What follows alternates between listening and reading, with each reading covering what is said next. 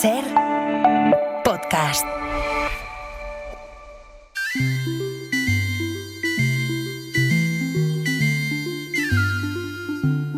Hoy por Hoy Magazine.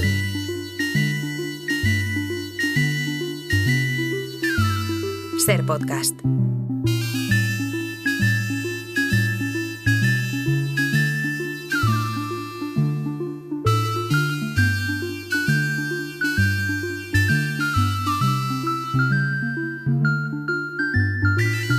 Es lunes, así que es la hora de saludar a Bob Pop. Bob, ¿qué tal? Muy buenos días. Muy buenos días, Ángels. ¿Cómo estás?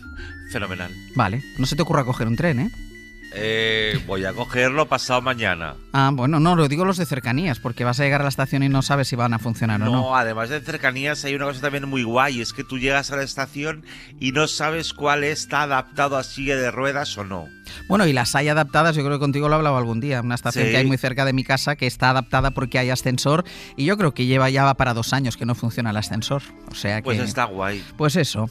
Bueno, vamos con el tema del cine. ¿Viste Los Feroz? ¿Viste la gala de Los Feroz? Hombre, claro. ¿Y te gustó? Mucho. Yo no la vi, tengo que decir que no la vi. ¿Te gustó la gala y te gustaron los premiados? Me gustó la gala, me gustaron mucho los premiados, eché a alguien de menos en los premios, pero que Poquita Fe ganara me calentó mucho el corazón porque es de mis series favoritas del mundo. Eché algún premio en falta para Superstar de Vigalondo, que es de mis series preferidas de esta temporada. Pero me gustó mucho. En Poquita Fe, que es una serie fantástica. Yo es que me he visto hace poco la segunda temporada, que no me la había visto. Y es divertidísima. Es muy, muy buena. Es de las pocas series que he tenido que parar para llorar de risa y poder seguir, porque me ahogaba. Es muy, muy buena. Bueno, pues una de las actrices que participa en esta serie, Julia de Castro, mejor actriz de reparto, decía que Poquita Fe era una serie sobre gente buena. Porque la bondad es algo muy importante. Hay que erotizar la bondad. De verdad. Estamos en un mundo... Muchas gracias.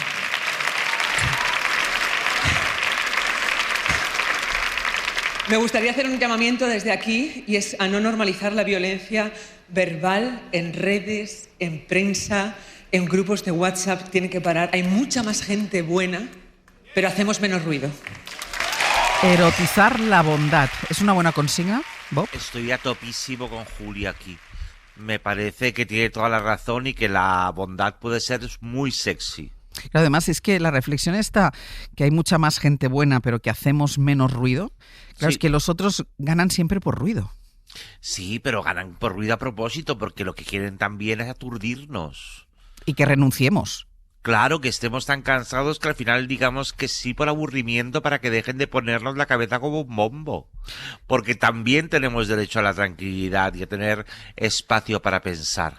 Pues eroticemos la bondad, ¿te parece? Me parece maravilloso. Vale, porque de hecho iba a decir esta sección, este programa también es de gente buena. Absolutamente. De hecho, mira si hay gente buena que me robó el puesto de trabajo la Aitor Albizua el sábado en Lo Feroz, haciendo de locutor de continuidad.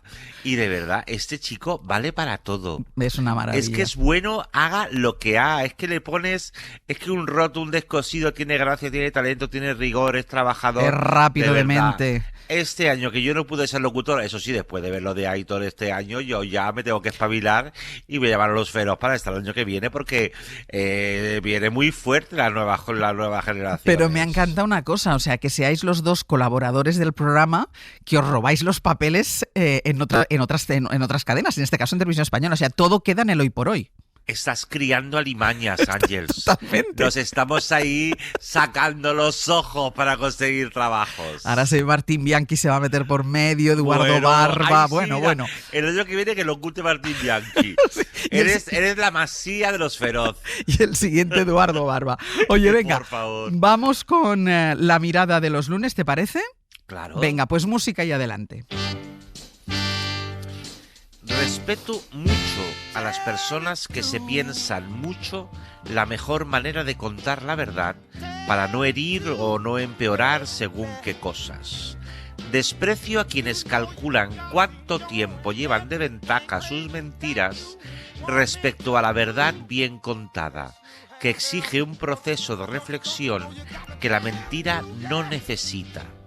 Mentir es una ametralladora, cuya munición mezcla balas de fogueo con proyectiles que matan.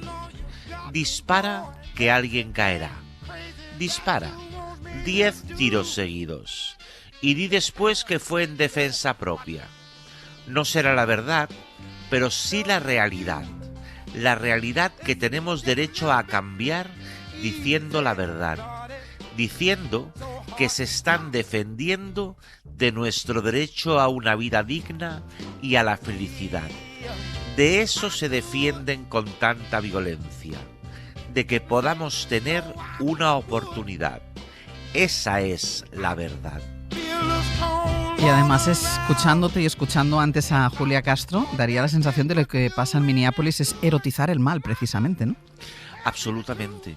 Y además hacerlo de tal modo que se expanda. Yo cuando veía las imágenes de la ejecución del muchacho, del chaval en Minneapolis, pensaba, por supuesto que son conscientes de que esto se va a viralizar, de que todo el mundo va a ver esta ejecución y de que va a servir como advertencia, como una forma de explicarnos, mirad lo que os puede pasar y no hay ni juicio, nada. No hay una ejecución en la calle con testigos que además la hacen viral. Pero además de la ejecución, es que estos días, como hay tanta información sobre el caos ferroviario, no hemos podido entrar, pero la detención de un niño de 5 años para que los padres, utilizarlo de cebo, para que los padres vayan a buscarle y después detenerlos a ellos. O sea, es tremendo. Pero una niña autista... ¿En qué mente cabe esto? Pues en la mente de alguien que quiere sembrar el terror y dejarnos en estado de shock y sentir que si son capaces de hacer eso, ¿qué no serán capaces de hacer con nosotros? Y también de generar una reacción que lleve a Trump a hacer lo que quiere, que es decretar un estado de excepción. Sí, militarizar, ya lo han dicho, militarizar las calles de todos aquellos estados donde ganaron los demócratas, donde los gobernadores son demócratas y donde la mayoría es demócrata. Esta es la voluntad de Donald Trump. Bueno, vamos con la pregunta de hoy. ¿Qué preguntas? La pregunta de hoy es un poco complicada. Pregunta y explicaciones. Yo voy a explicar. Sí. A ver. La pregunta que hago a las oyentes y a los oyentes es: ¿ustedes son más de dudar o de sospechar? Vale, y ahora explica la diferencia entre la duda y la sospecha. Sí, porque he escuchado antes que estabais ahí con... Mira, para mí dudar es no dar nada por hecho y hacerse preguntas pero sin mala intención. Es decir, ay, ¿esto cómo será? No lo sé. Vale, tengo una duda y no doy nada por hecho y me lo planteo, pero no como... No, sino, pues no sé. Sí. Y sospechar es todo lo contrario. Es dar por hecho que alguien nos esconde algo con intenciones aviesas. Vale. Es decir, la duda es de uno y la sospecha es contra los otros. Vale, dudar es hacerse preguntas sin mala intención, no saberlo todo y tener que preguntar, ¿vale? Y sospechar es dar por hecho que alguien esconde algo. O al revés. ¿Cómo que al revés? Sí, porque... No es que esté chifladito, ¿eh? No. Pero fíjate, ayer yo pensando, dije, es que hay mucha gente diciendo, nos están ocultando cosas, hay que ver, sospecho de la gente. Y yo pensé, cuidado, porque yo no sospecho tanto de lo que nos ocultan, sino el por qué nos muestran lo que vemos. Vale.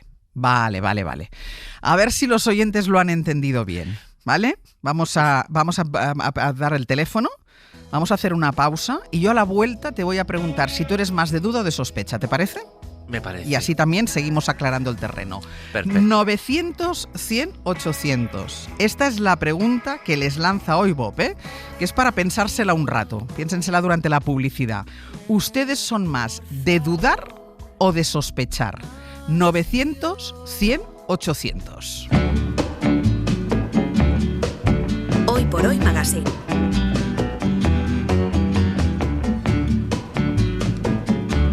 Ser podcast. Every time you kiss me, I'm still not certain that you love me. Every time Vamos con Bob, que hoy les lanza esta pregunta. ¿Ustedes son más de dudar o de sospechar? Llamen al 900-100-800. Queremos saber si ustedes dudan más o sospechan más. Si sospechan de entrada, son más de pensar mal o de esperar a ver. 900-100-800. Tú, Bob, ¿eres más de dudar o de sospechar? Yo soy de dudar. Vale. Pero yo dudo todo el tiempo. Creo que por eso hablo tanto. Yo tengo dudas sobre todo, Bob, también. Yo también. Entonces yo hablo para que me aclaren dudas, para que me quiten la razón, para que me cuenten cosas, para que me interrumpan, para que me liberen de esa duda. Pero sí, yo dudo de todo. Y sospecho muy poco. Pero ¿tú no tienes la sensación que dudar en estos tiempos que corren está como mal visto? Claro. Cuando tú contestas, te preguntan por algo y tú dices, es que no lo sé, no me he formado un criterio, no sé. Buah. Esto es como, no, en los tiempos que corren pasa algo y al cabo de 15 segundos Tienes que tener una opinión. Tienes que tener una opinión. Y además súper certera. Exacto. Y sin haber preguntado a nadie. No. O sea, tú de pronto dices, sí, yo creo que esto ha sido un tornillo que estaba mal. Exacto. Y dices, por favor, tranquilícese. Es que yo creo que, claro, la duda además es algo metódico, es decir, es una metodología también de pensamiento. Y para mí es muy importante. Sobre todo porque a partir de la duda eres consciente de todas las cosas que no tienes claras. Y luego no solo, o sea, hay esa parte de que dudar está mal visto y luego como que a la gente que duda le cuesta preguntar para que no se note que duda. Es decir, claro, yo porque... si no sé una cosa, yo la pregunto, aunque sea la cosa más obvia y más básica, ¿eh? Pero bueno, No, puedo no saberla. Por supuesto, a mí me parece fundamental que nos podamos permitir la duda. El gran problema es que no nos dejen, ya no es solo que nos miren mal o que no seamos populares, sino que nos impidan permitirnos esa posibilidad. Exacto. Que dejemos de ser resultones si dudamos. Y a mí me parece vital. Pues es que si no, no avanzaríamos en ningún... Si todo creyéramos tenerlo claro, es que no avanzaríamos, estaríamos todavía haciendo fuego en 2 piedras. Sí, sí. Pero la mayoría lo tienen claro en el minuto cero, ¿eh? Qué suerte. Sí, que yo siempre pienso también qué suerte tienen. Mira, vamos a ver los oyentes, si dudan o sospechan, si son más de dudar o de sospechar. Carolina, desde Chiclana, muy buenos días. Buenos días, Ángel. Buenos días, Bob. Hola. ¿Qué tal? ¿Tú eres más de dudar o de sospechar? Pues yo vivo en una sospecha continua. ¿Por qué? ¡Qué desazón! Sí, qué angustia.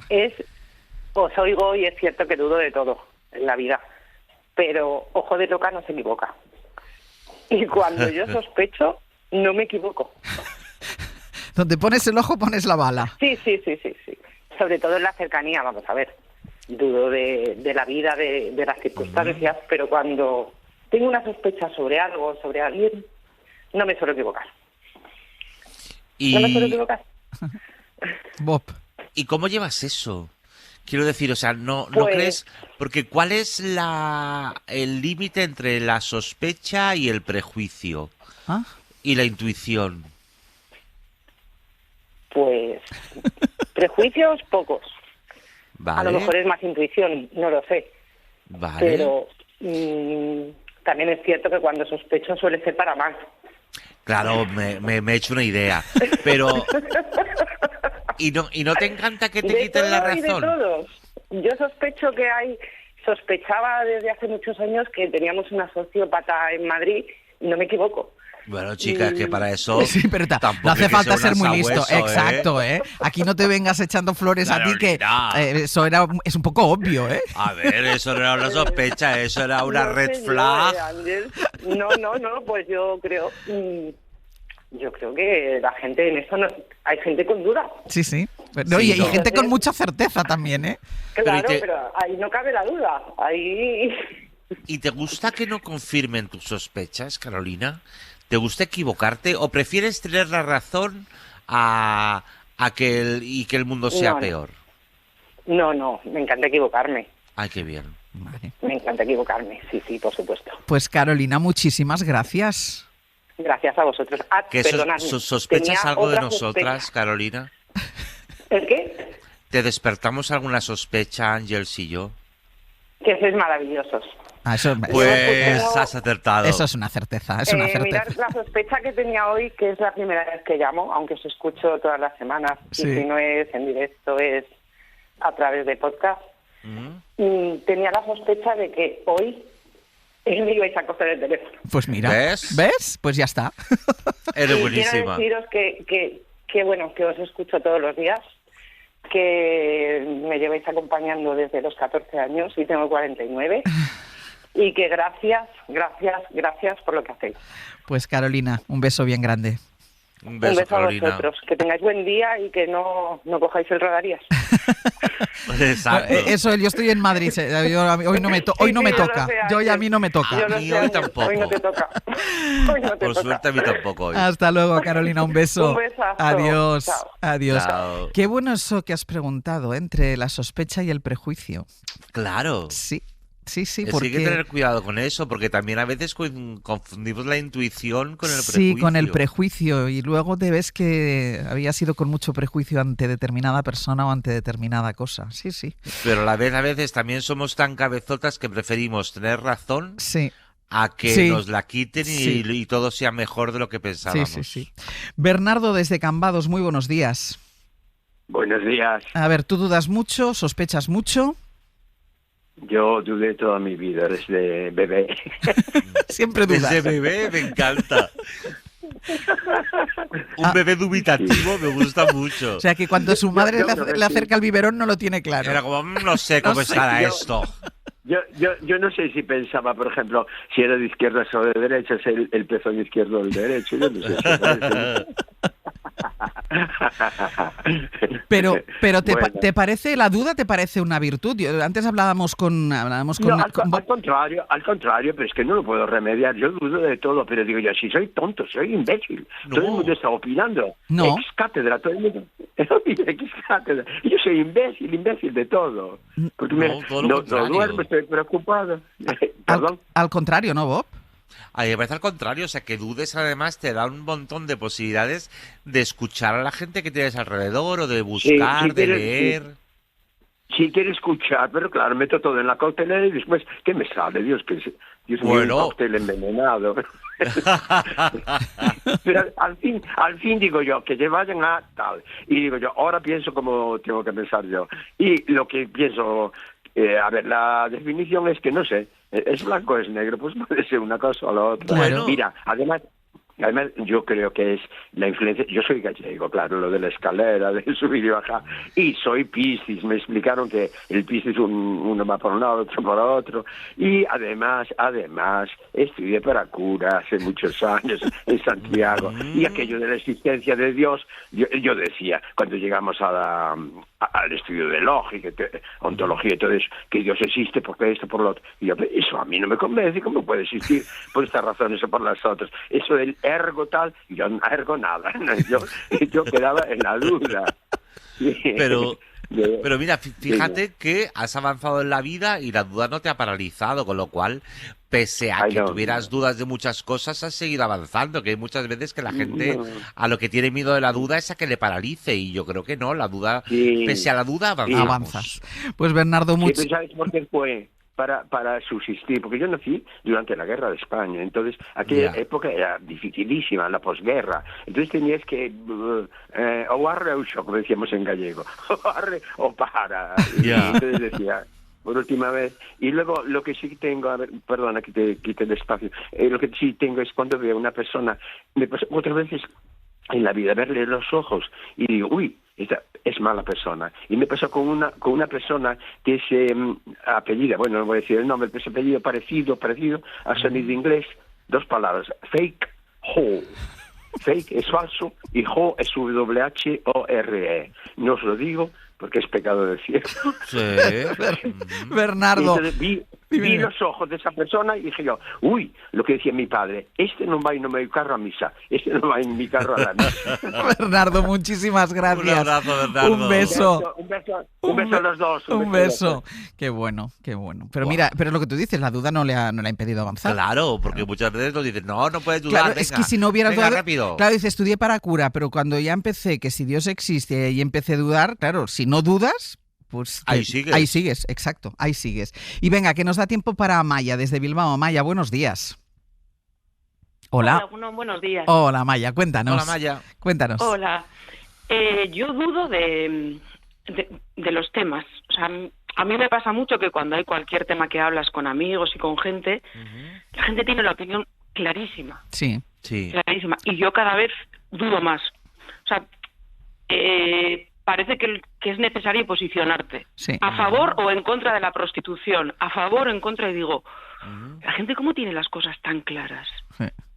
Hombre, hay gente que ha leído y se ha formado una opinión. O sea, yo tampoco desprecio a la gente que tenga las cosas claras porque se lo ha currado, porque ha buscado, porque ha hablado con gente y se ha formado una opinión. Pero lo que sí me sorprende es que las tengan claras como de un momento para otro, o sea, sin haberlo pensado nunca. Eso es, en conversaciones que tienes en los que surgen muchísimos temas y la gente se posiciona rapidísimo. Entonces, yo creo que escuchar la gente que ha escuchado, ha leído, pero escuchar opiniones de gente que piensa diferente a lo que tú piensas es lo que más te puede hacer, lo que más te enriquece. Claro. Siempre y cuando piensen. ¿Cuál?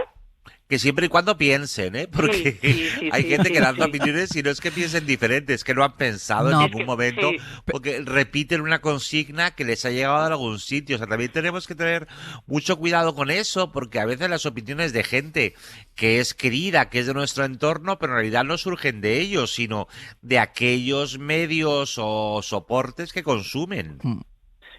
Yo creo que lo fundamental para resolver dudas es buscar, me va a salir la palabra fuentes, pero no es las fuentes, es buscar a quien realmente sabe de las cosas, que sabes que opina sin sesgos, que ha trabajado mucho en la materia, que se lo conoce, que es capaz de poner los pros y los contras sobre la mesa. Claro, hay que encontrar eso y a partir de ahí, a partir de la escucha, a partir de las lecturas, entonces ya puedes empezar a formarte un poco tu propia opinión. Al menos yo, que me dedico a esto, eso es lo que hago. Sí, pero yo también creo que, yo al menos, en mi caso, cuanto más me informo y trato de ir a fuentes, pues en el tema que he dicho, prostitución, asociaciones que trabajan, cuanto más escucho, menos clara tengo una opinión tajante. Sí, bueno, es que a lo mejor no tienes que tener una opinión, una opinión tajante, no todo es blanco o negro, lo decía el oyente anterior, hay muchos matices, muchísimos y a lo matices. mejor, cuando te enfrentas a eso también te das cuenta de que si tú que te has informado tanto no puedes ser una opinión tajante, ¿cómo legislar si es tan difícil? ¿Cómo llevar a cabo algo que influya en la vida de esas personas cuando hay tantos matices, ¿no? Pero qué guay que pienses así. Hay que poner en valor los grises y los matices, pero muy, muy en valor. Bob, lo vamos a dejar aquí. Amaya, gracias. Lo vamos a dejar aquí. Oye, pues al final la pregunta era difícil, pero es que tenemos un nivelón de oyentes que te mueres, es verdad. Perdona, es que aquí ya podemos lanzarnos a lo que sea. A la filosofía pura y dura. Buah, qué gusto, qué de verdad, bien. un lunes por la mañana, sí. Un beso, guapo. Feliz semana, amiga. Adiós. Cuídate mucho. Hoy por Hoy Magazine.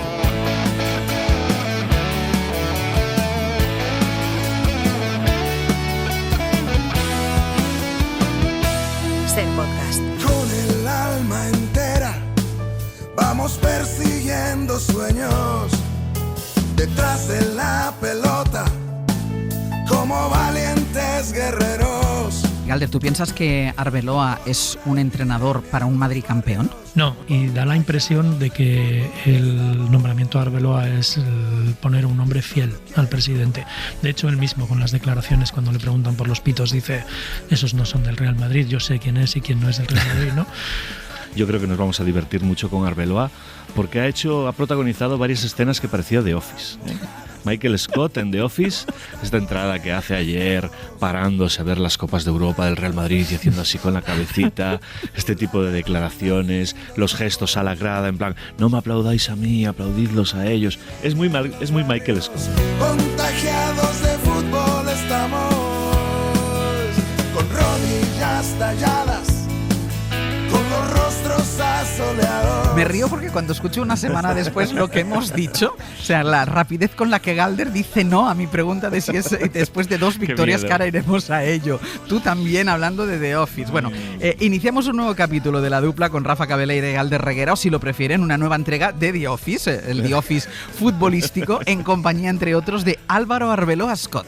Bueno, creo que más que abrazarme a mí, abraza al madridismo, ¿no? Creo que eso es un abrazo a la afición y yo creo todos muy felices, ¿no? por ese reencuentro y esa, bueno, pues hermanamiento entre Vini y la afición, que yo creo que es lo que queremos, y lo que dije el otro día, Vini necesita al Bernabéu y yo creo que el Bernabéu ha disfrutado muchísimo de Vini y lo va a seguir haciendo.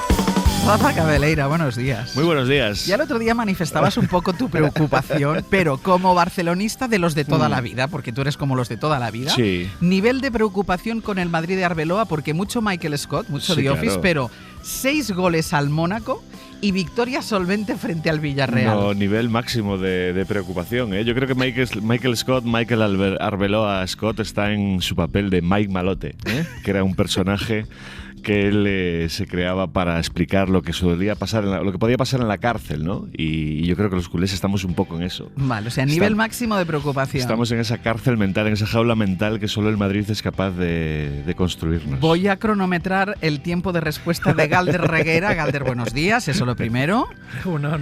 Galder, ¿tú piensas que Arbeloa es el entrenador que necesita el Real Madrid? No.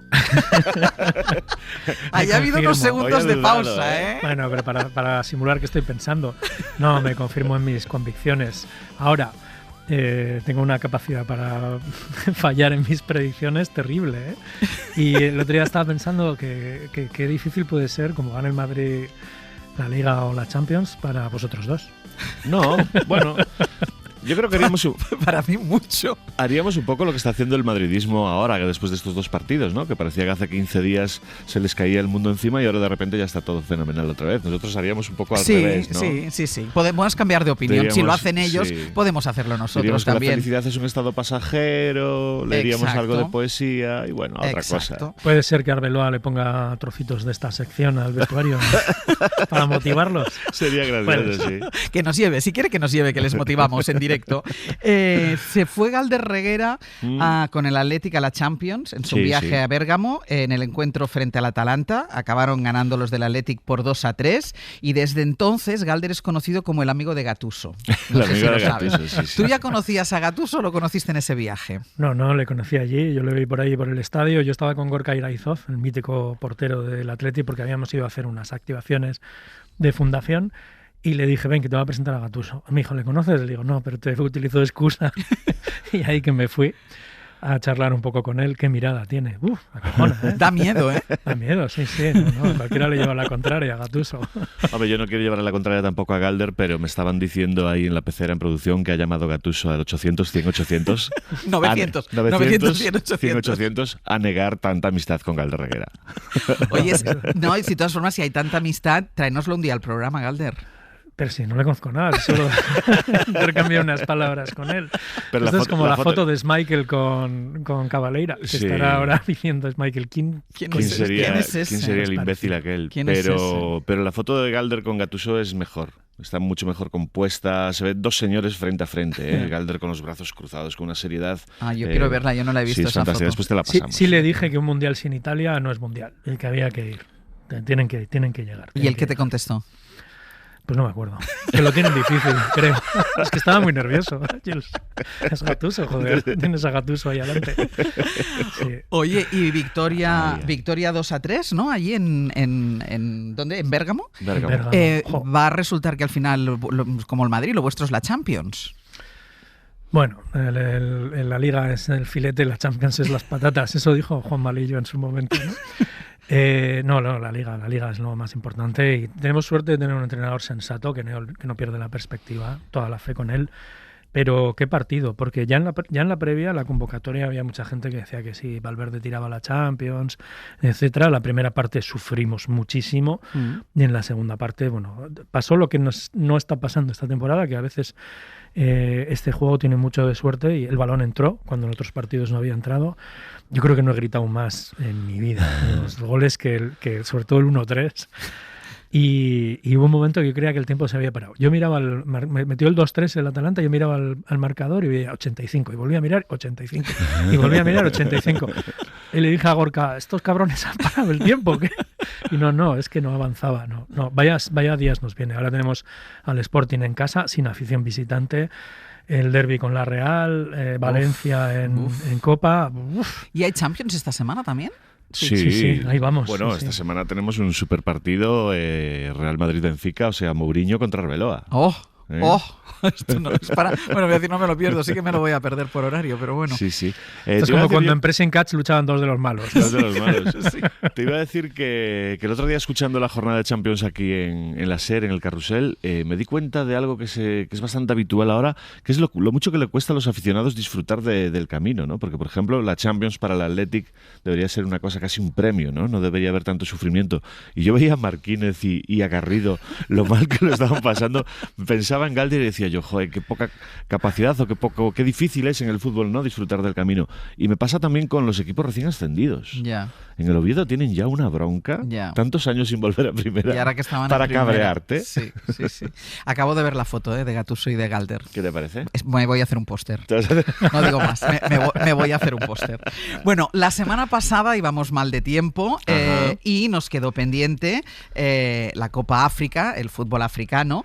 Singularísima final la que se vivió en esa Copa África, que enfrentó a Senegal y a Marruecos, con victoria final de los senegaleses. Contento, feliz, hemos ganado limpio. Al final ya quedamos por 1-0, pero gracias a Dios que hemos ganado y hemos merecido ganar. Pasó extrafutbolísticamente de todo en esa final. Gol legal anulado a Senegal, penalti a favor de Marruecos que no era, abandono del campo de Senegal, penalti fallado por Marruecos, gol de Senegal y unos recogepelotas marroquíes tratando de quitar la toalla al portero senegalés, al portero suplente creo que era, que le aguantaba la toalla al portero titular, pero es que llegaron a tirarle al suelo y todo. Yo no sé, Galder, ¿habías visto tú alguna vez algo semejante?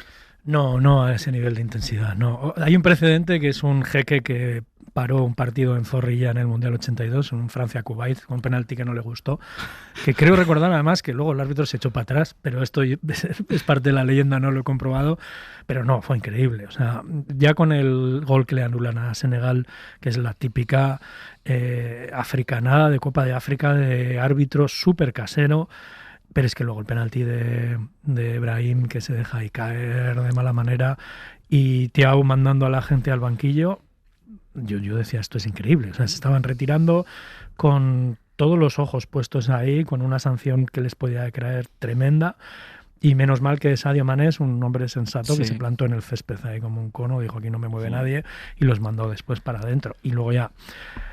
Brahim, tío, 15 minutos dando vueltas. ¿Cómo puedes hacer un panenka tan mal? ¡Qué tensión! En casa lo bailamos porque íbamos con Senegal. Lo siento por mis amigos marroquíes, que tengo mucho. Estábamos los tres, los niños y yo, bailando ahí. Y me parece, vamos, que el que se lo perdió, pobre de él. Ya, pero... Es que yo creo que a Brahim le pasó esto que nos pasa muchas veces a todos, que es pensarse demasiado las cosas, ¿no? A veces hay que hacer un poco las cosas sin pensárselo tanto, y yo creo que tuvo demasiado tiempo. Y fíjate que veníamos bastante convencidos de no hablar de africanadas. Sí. Iba bastante bien la Copa África hasta esa final, y en la final nos ha llegado la africanada toda junta, porque aquello fue lo que pasa es que yo no puedo despegar de lo que pasó también, la cuestión política, el trasfondo político, la necesidad de un régimen. Yo me acordaba del Mundial de Videla. La necesidad de un régimen de blanquearse, vamos a decir, o de caer bien al mundo a través del fútbol. Y yo creo creo que ahí tuvo mucho que ver también. Pero ahí le salió todo mal. Porque todas las imágenes que están trascendiendo... Exacto. Y ahí hay una cosa que yo creo que en el fútbol te hay que reivindicar, que a veces perdiendo ganas. Sí. O sea, a veces perdiendo de buena fe y de buena manera y actuando bien, en el medio plazo ganas. Que no hay que ganar. O sea, el resultado del marcador es uno de muchos que acontecen en un partido. Y ahí esto lo tienen que apuntar los jugadores, lo tienen que apuntar las aficiones y sobre todo lo tienen que apuntar los dirigentes, que son los que se supone que están organizando aquello, ¿no? Y además porque yo, como gran experta que soy del fútbol africano, como vosotros sabéis, ¿no? Porque hasta ese partido final, Senegal y Marruecos habían jugado muy bien. Sí. Habían jugado muy buen fútbol. Sí, cada uno con su estilo, pero habían jugado muy, muy buen fútbol. Sobre todo todo parecía bastante difícil pensar en que Marruecos pudiese perder ese torneo, ¿no? Sí. Porque ya es un equipo que viene a hacer un gran mundial, con refuerzos como el de Brahim, y estaba jugando muy bien, pero el fútbol es fútbol. Bueno, Senegal es un equipazo. Nosotros veníamos del mundial, yo en el mundial apoyaba a Marruecos, en el Marruecos-Francia en semifinales, yo iba con Marruecos, bueno, pero a muerte.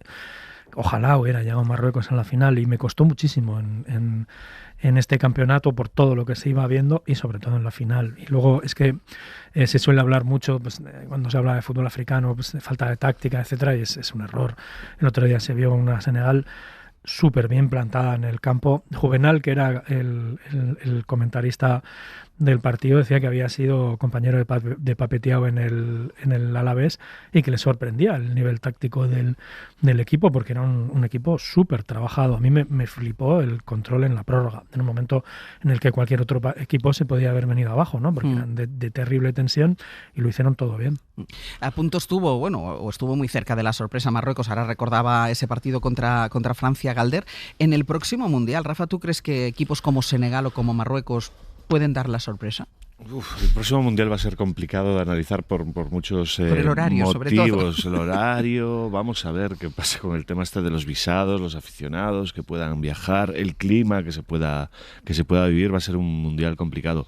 Pero yo creo que sí, yo creo que sobre todo Marruecos está ahí. Cada vez son más las selecciones africanas que tienen esto que dice Galder detrás, ¿no? Este trabajo táctico, técnico, que ya no viene solo en la preparación propia de los partidos. Son futbolistas que ya se preparan así, casi todos en academias europeas, desde muy niños. Bueno, y muchos jugando además en equipos europeos. Y esa falta de rigor táctico que muchas veces se le acusaba al jugador africano, ahora cada vez es más difícil de encontrar, porque cada vez son más jugadores europeos. Y luego hay una cosa que a mí me fascina, bueno, me hubiera fascinado ver a Galder y a sus hijos bailar con el gol de Senegal, pero una afición en las gradas como de una Copa África se ve en pocos sitios. Imposible. O sea, el color que dan y sobre todo la naturalidad, ¿no? Aquí en Europa parece que está todo mucho más pautado, pero allí hay una naturalidad que a mí me llama muchísima la atención, un colorido. Sí. El señor que va disfrazado de Lumumba durante todo el partido y se planta ahí como si fuese una estatua y no se mueve durante 90 minutos, eso es imposible de ver en otro... Y luego la afición bailando, es una maravilla. Galder, ¿cuál es tu vinculación con el fútbol africano? ¿Qué supuso para ti el Argentina-Camerún, que fue el partido inaugural del Mundial del 90? Pues mira, yo tenía 15 años y examen de latín al día siguiente, y entonces me fui a estudiar a casa de mi mamá, a casa de mis abuelos, para estar aislado, y entonces pensé, hombre, si inauguran el Mundial, lo pongo ahí de fondo, no lo miro mucho, y estoy aquí con mis rosaes y mis declinaciones, y al de 10 minutos pues estaba pegado a la tele como debe de ser. Y recuerdo muchísimo el gol de Oman Billy, que saltando ahí en el cielo, cabeceando hacia abajo, el error de Pumpido y la explosión de alegría de estar ganando el pequeño, ¿no? Al gran campeón del mundo. Y desde entonces he seguido muchísimo el fútbol africano, porque yo creo que, no sé, es como la revancha de los débiles, ¿no? Sí. Ver ganar a Camerún contra el campeón del mundo, o cuando un equipo africano como Senegal en 2002, que ganó a la metrópoli, a Francia, pues no sé, es como que te cura que siempre ganen los mismos, ¿no? En la vida y en el deporte. Sí. ¿Y a ti desde cuándo te gusta? Si es que sigues el fútbol africano. No lo sigo tanto como Galder, pero estaba pensando ahora en ese Argentina-Camerún y me ha venido un recuerdo de soledad. De estar de niño hijo único solo en casa viendo a una Argentina-Camerún. Sí, viendo a una Argentina con tristeza, ¿sabes? Me han dejado solo. Allí fue cuando tus padres ya descubrieron que ibas a ser el raro de la familia. Iba a ser el raro de la familia. Sí, me ha entrado así un sentimiento malo de estos de decir, ay, qué solo estaba yo de pequeño, Yo conocí a Incono después, tuve la suerte de conocerle muchos años después. Pocos momentos he tenido yo de se cierra un círculo, yo le cogía la mano, decía, hostia, es la mano de Incono. Galder, ¿tú crees? Él decía Rafa, que se entrenan o se preparan en escuelas europeas. Es verdad que muchos juegan en ligas europeas. Han nacido aquí incluso. Exacto, muchos han nacido aquí, pero han decidido aquí en Europa y han decidido jugar con el equipo de sus padres, de su origen. ¿Tú crees que todavía vive el fútbol africano bajo el estigma o el lugar común de ser un fútbol así como anárquico, muy físico, muy musculoso, pero que tampoco va a más? Sí. Bueno, al final todos los análisis parten de prejuicios ahí en el sentido etimológico, lo que viene antes del juicio, ¿no? El prejuicio. Y con el tema africano sucede muchísimo que se reproduce un tópico de la antropología, o como me estoy poniendo, que es la del buen salvaje, ¿no? Después de la decadencia en las ciudades, volvemos a los orígenes, al campo, etcétera, a buscar los orígenes del hombre, y cuando se analizan a los futbolistas africanos, se habla mucho siempre de virtudes naturales, no adquiridas. Siempre es rápido, tiene esa alegría del juego natural, etcétera, y todas las adquiridas, pues que son la táctica, lo que se entrena, lo que se aprende durante el camino, parece que se niega, y este prejuicio se reproduce muchísimo. Yo me acuerdo cuando Romaric fichó por el Sevilla, Romaric, que era un tío francamente gordo, o sea, tenía una escasez física bestial. Todos los análisis en prensa ponían músculo africano para el centro del campo del Sevilla. Y pensaba, músculo, Romaric. Se arrastra por el campo, el pobre, ¿no? Pero era técnicamente un jugador enorme. Y si os fijáis, siempre se reproduce lo mismo. Siempre que un equipo ficha un africano, hablan de eso, de músculo. Pero mira, tú antes hablabas de Nkono, el prejuicio de que los porteros, de que los africanos no son buenos porteros. Y Nkono desmiente absolutamente ese prejuicio. Nkono, Nyama, Kameni, muchísimos, sí. El propio Mendy, ¿no? Que ganó la Copa de Europa con el Chelsea. Sí. Bueno, cada vez ese tópico va cayendo. Es cierto que ha habido selecciones que eran muy potentes y fallaban en la portería. Ghana, por ejemplo, en 2010 tenía ahí un portero un poco flojo. Pero no deja de ser también otro tópico. Y también incluso cuando se analiza a ellos se habla de que son porteros de mucho reflejo y poca ubicación. Que a veces incluso te dicen, no, parece buen portero porque reacciona, pero en realidad está mal posicionado y está repitiendo un tópico. Y ahora pasa eso. Yo leí un dato que decía que el país que más jugadores aportaba a la Copa África era Francia, y particularmente la zona de París. Es un dato muy curioso. Entonces, en este mundo global en el que las identidades han cambiado, tenemos Iñaki Williams, que es vasco y ganés, las dos cosas, pues todo esto se va matizando también. Oye, qué buenas historias nos daban los porteros africanos también a cambio, ¿eh? ¿Os acordáis de Peter Rufai, aquel portero nigeriano que era rey, ¿no? Era príncipe, decían que era príncipe. Sí, ¿con quién jugaba? No me acuerdo. Con el Deportivo de La Coruña. Sí. Y a mí me tenía maravillado esto de que el Deportivo de La Coruña tuviese un príncipe en plantilla, en la ¿no? portería. Imagínate las coñas que hay ahora con los timos de internet del príncipe nigeriano, tal. Yo muchas veces creo que es Peter Rufai el que me está escribiendo para pedirme dinero. Rufai sí era malo, ¿eh? No Son Gogo, que también estuvo ahí, que era un porterazo. Es verdad, Rufai era flojete, no creo que le tengan mucho buen recuerdo. ¿Y alguna selección favorita, Rafa? Camerún. Sí, a mí me gusta mucho Camerún. Vale. Los leones indomables. ¿Y a ti, Galder? ¿Senegal? No, yo ahora Ghana. No. Hombre, yo soy de Iñaki Williams. Yo donde esté Iñaki Williams, ahí me ven. Es que cómo he podido dudar yo de eso. ¿Cómo he podido dudar? Y no ha dicho el Athletic de milagro. Bueno, en parte sí lo he dicho. La semana que viene más, a ver si sigue la preocupación de Rafa Cabeleira por la marcha del Real Madrid. Ya esperemos. Puede ser un poco como el Dwight Schrute de Arbeloa. Hasta la semana que viene, chicos. Un beso. Un beso. Adiós. Y se queda sin reflejo. Hoy por Hoy Magazine. El negro de tus pupilas. Ser podcast. De la luz te sientes lejos.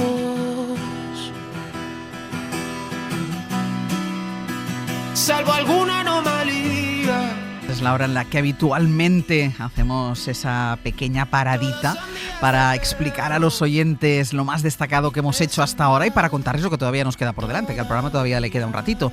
Hoy se va a encargar de ello Teresa Truchado. Tere, buenos días. Buenos días, Ángel. Pues hemos pasado una mañana muy pendientes del servicio de Rodalies en Cataluña. Sí, seguimos todavía pendientes.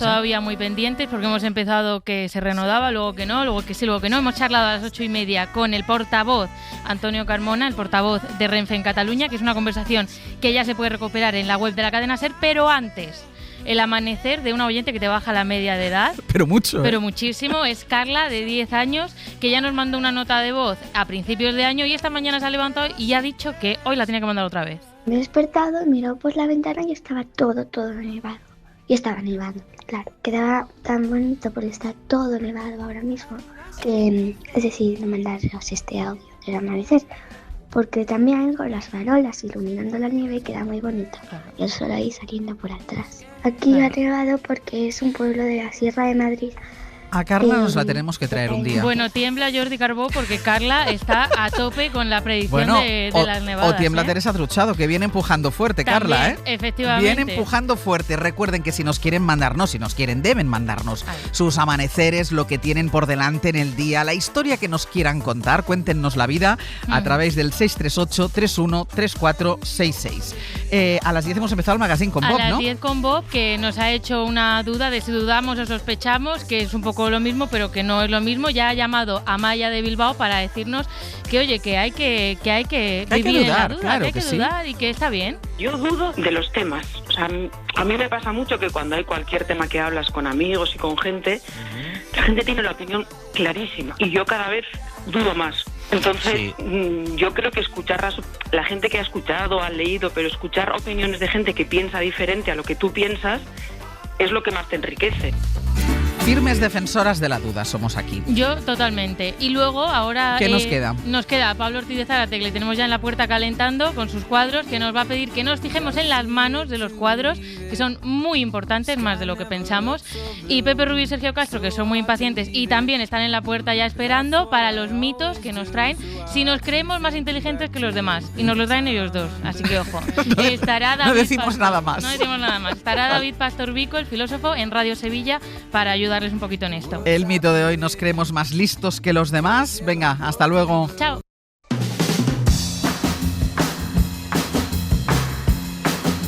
Hoy por Hoy Magazine.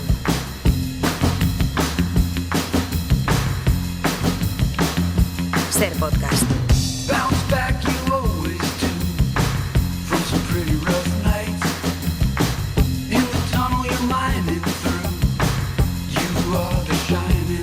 Let's go. Cuando queremos saber cómo se siente la persona que tenemos delante, solemos fijarnos en su cara, en su tono de voz o en cómo se mueve, pero después de haber atendido a nuestro artesano lunes tras lunes, sabemos que la historia del arte nos enseña que lo que más delata nuestras emociones es algo a lo que pocas veces prestamos atención, que son las manos.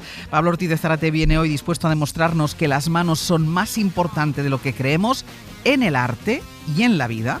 Pablo Ortiz de Zárate, muy buenos días. Buenos días, ¿qué tal? La semana pasada presentábamos tu libro El Artesano y hacíamos un ejercicio en un cuadro, en un único cuadro, fijarnos en 3 elementos que nos ayudaban a ver realmente y a entender realmente el cuadro.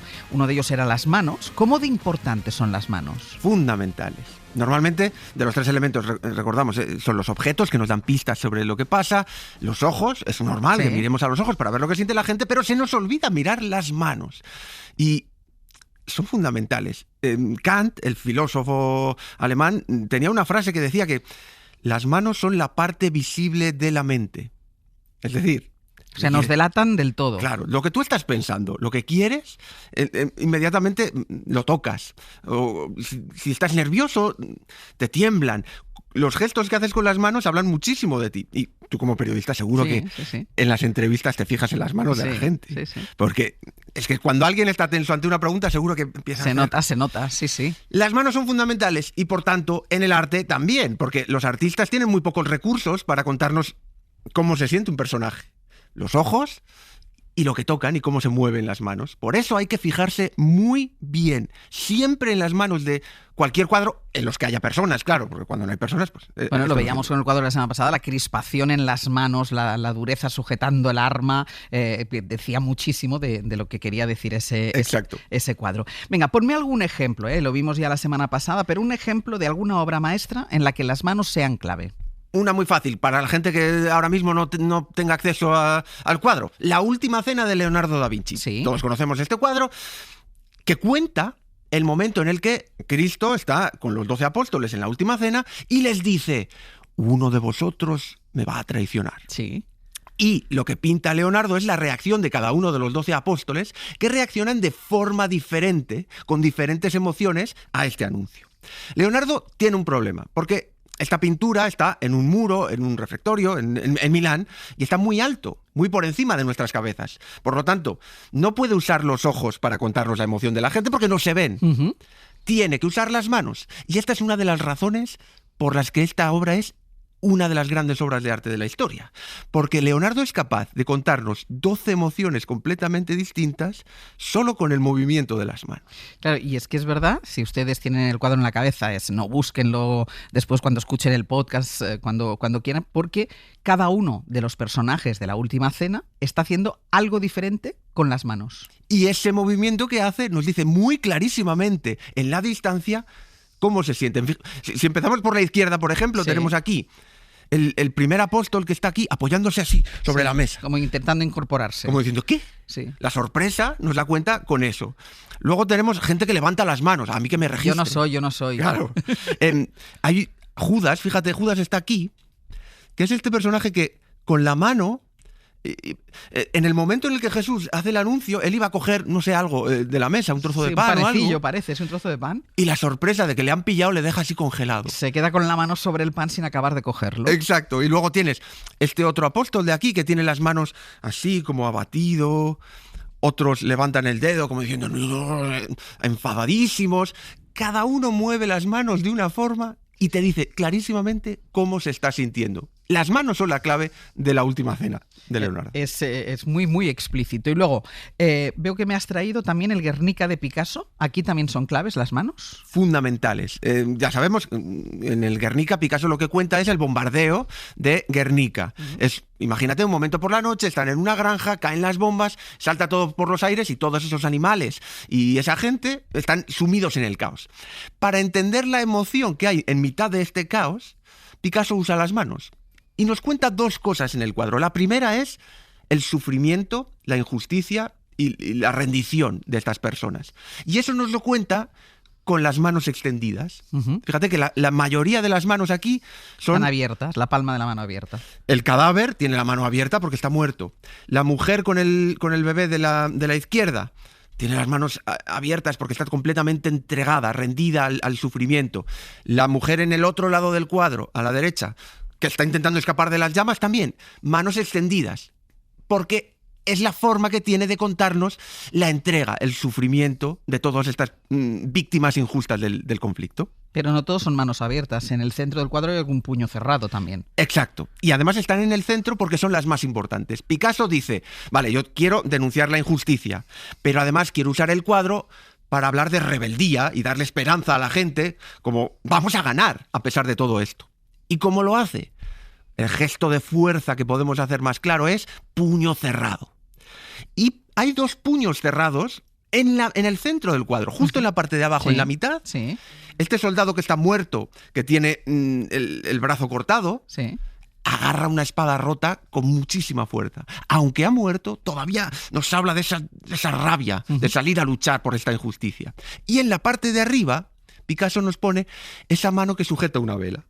Ya hemos hablado alguna vez del simbolismo de las velas. Es esperanza. La vela siempre... Un poco de luz. Claro, poner luz en este caos y en esta oscuridad. Esa mano que agarra la vela nos está hablando de la fuerte esperanza de que vamos a superar todo esto. Así que las manos del Guernica nos hablan de sufrimiento injusto y de rabia de resistencia y de resistencia. Exacto. Es impresionante ver las obras de arte, obras maestras como estas, cuando empiezas a fijarte en las manos y en lo que quieren decir. Ponme más ejemplos de cuadros muy conocidos, que hoy les estamos hablando de cuadros. Hemos pasado por La Última Cena de Da Vinci, estamos en el Guernica de Picasso. Otro ejemplo de un cuadro conocido por todo el mundo donde las manos son muy importantes. El nacimiento de Venus, de Botticelli.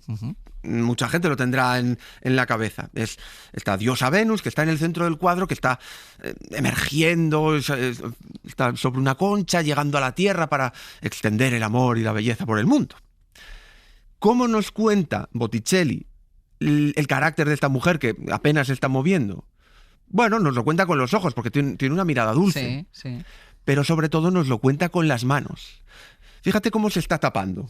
Eso ya nos habla de que es pudorosa. Con la mano derecha se tapa el pecho. Y con la otra se tapa el pubis, con el pelo, así, para que no se le vea. Sí. Es una persona humilde. Es guapísima, es la diosa del amor, pero humilde. Y fíjate cómo se tapa con muchísima delicadeza, con suavidad. Esto nos está hablando de que es delicada, sensible, frágil. Todos esos movimientos tan sutiles de la mano nos indican cómo es esta diosa. Otro cuadro.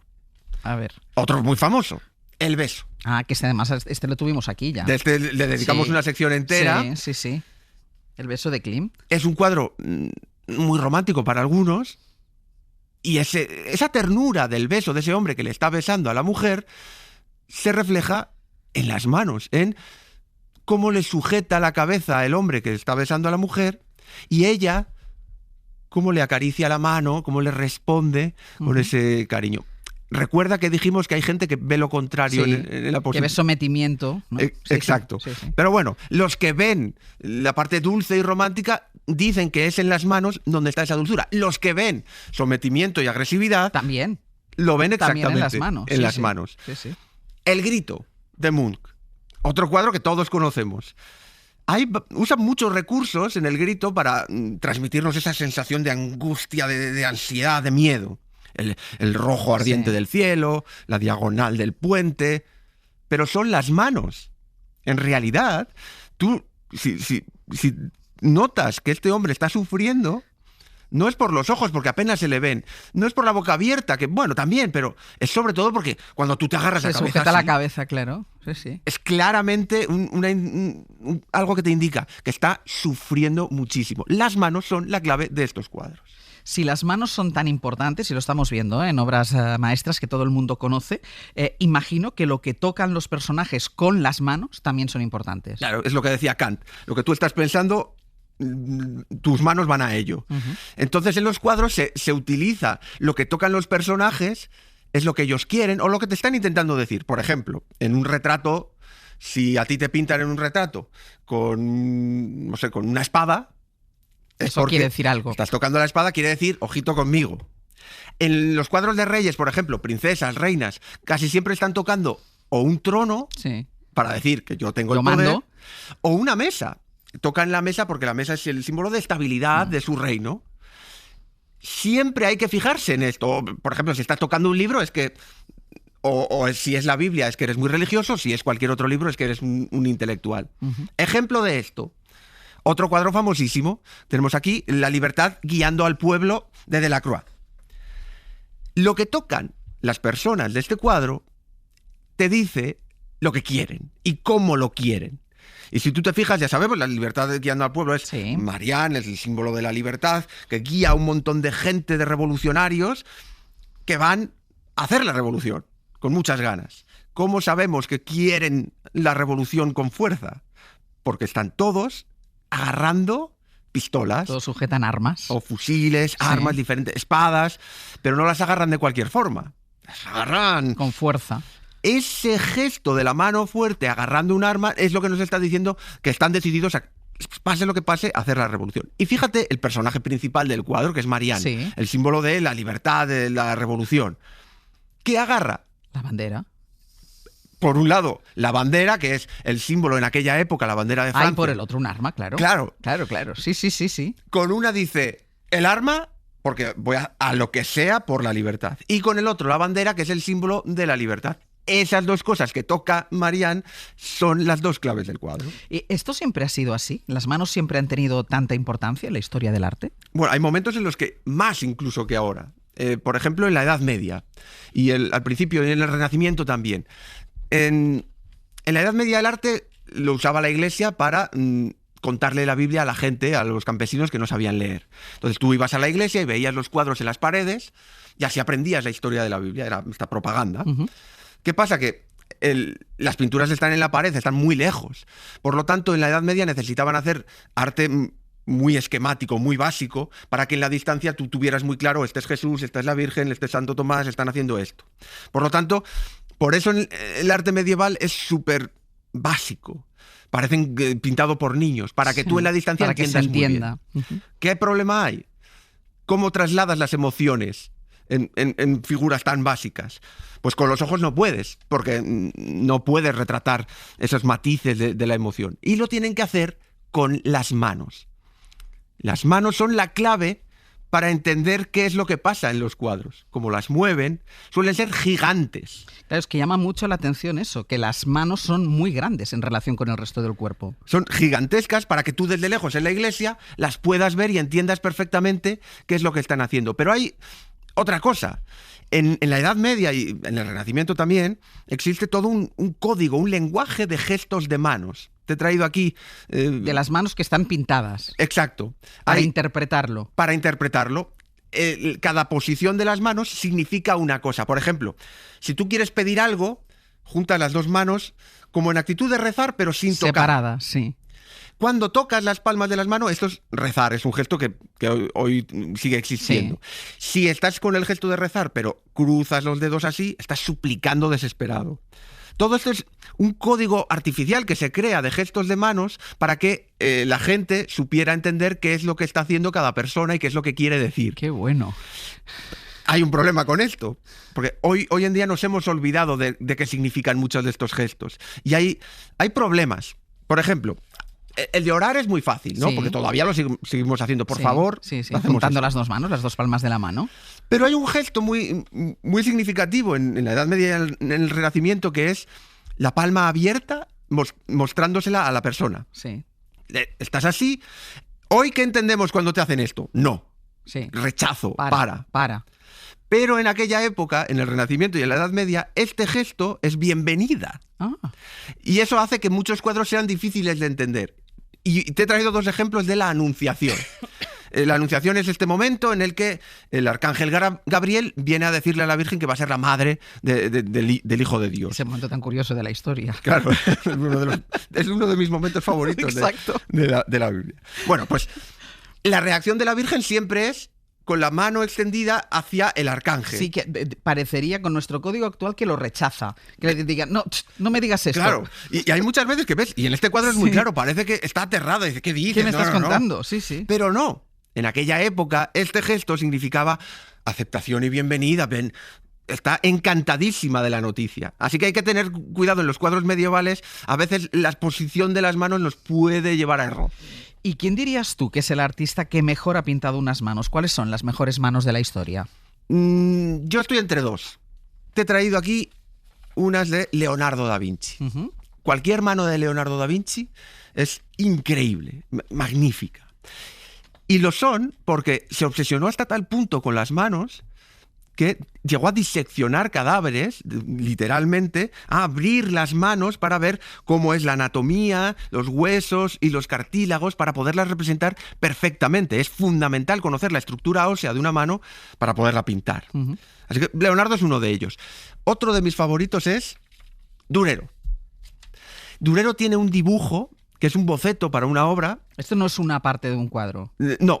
No llegó a completar o no sabemos exactamente para qué cuadro fueron esas manos. Eso es un boceto hecho al carboncillo de unas manos en actitud orante. Sí. Se le llama Manos que oran de Durero. Para mí es la cumbre de las manos, de lo más difícil de pintar. La cumbre es este dibujo, porque si tú las ves, aquí entiendes por qué son tan importantes. Fíjate que hablan muchísimo, no ves a nadie, solo hay unas manos, no ves a la persona, pero ya sabes que esa persona es delicada, sensible, el tiempo está cansada. Sí. Notas cansancio, pues unas manos de alguien mayor, frágil.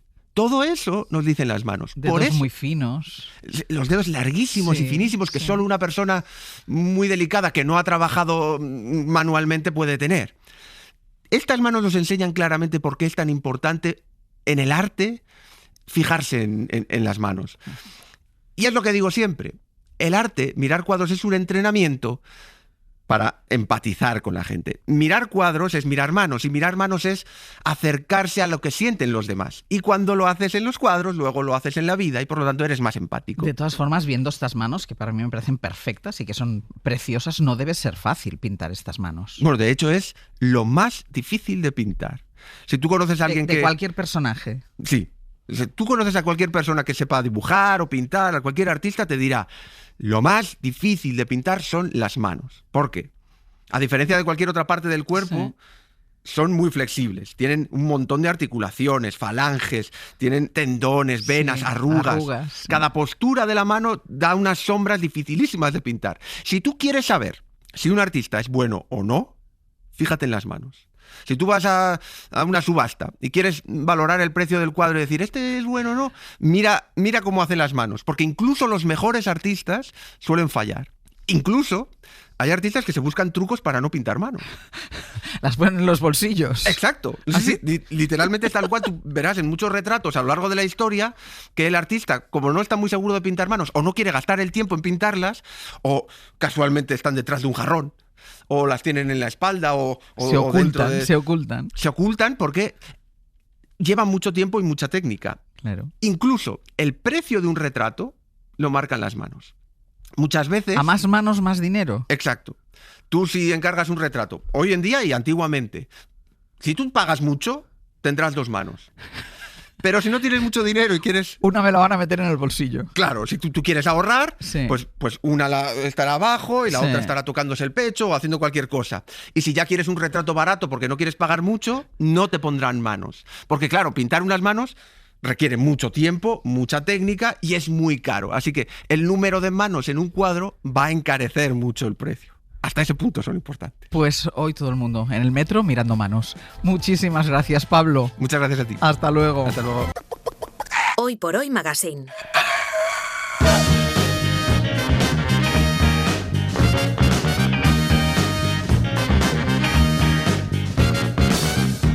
Ser Podcast.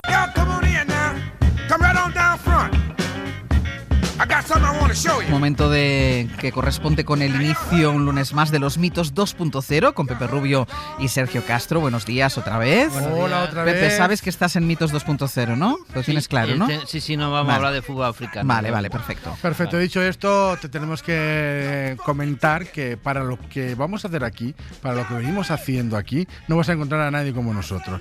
Ni desde el punto de vista del humor, ni de la responsabilidad, ni el carisma, ni el magnetismo, ni el flow. Es exactamente imposible que esto se mejore. Y la humildad, ¿no? Que no se os olvide. La humildad es para los débiles. La humildad siempre, eso siempre. Ángeles, piénsalo bien. ¿Acaso se te ocurren otras 2 personas capaces de sacar adelante un mito diferente cada lunes desde hace nada más y nada menos que 5 años? ¿Os hago una lista? Porque yo os hago una lista, ¿eh? Rápidamente. No es fácil. Pero bueno, ¿de qué vais hoy? Bueno, pues el mito de hoy viene desde que se nos cruzó en nuestras vidas, pues clavado, lo tenemos clavado en el corazón, ¿eh? Para que nos ayude los oyentes necesitamos ya poner en marcha el 900, 100, 800 y preguntarnos si nos creemos más listos que los demás. Si usted en concreto, que está ahora escuchando la radio, cree que es de los que sería capaz de solucionar los problemas de los demás, de hacerlo mejor y hacer el trabajo que los demás, si gestionarlo mejor, si son de los que no saben y no quieren delegar. 900, 100, 800. Este mito es real. Nosotros nos creemos mejores que los demás. ¿Somos más listos que los demás o nos creemos? No, nos creemos más listos que los demás. Llamen si creen, ¿eh? Que ustedes son más listos que los demás o al contrario, ¿eh? Si creen que van los últimos de la fila y por encima tienen mucha gente que se cree más lista que ustedes. 900, 100, 800. Tenemos el mito planteado. Ejemplos. Bueno, pues el primero es el rey de los reyes de ir de listos por la vida, un detective que no hay caso que se le resista, observador, calculador, metódico y sobre todo irremediablemente sincero. Así es Sherlock Holmes. ¿Quién eres? ¿A qué te dedicas? ¿Tú qué crees? Diría que detective privado. ¿Pero? La policía no trabaja con detectives privados. Soy un detective asesor. ¿En qué consiste? Que cuando la policía está perdida, que siempre me consultan.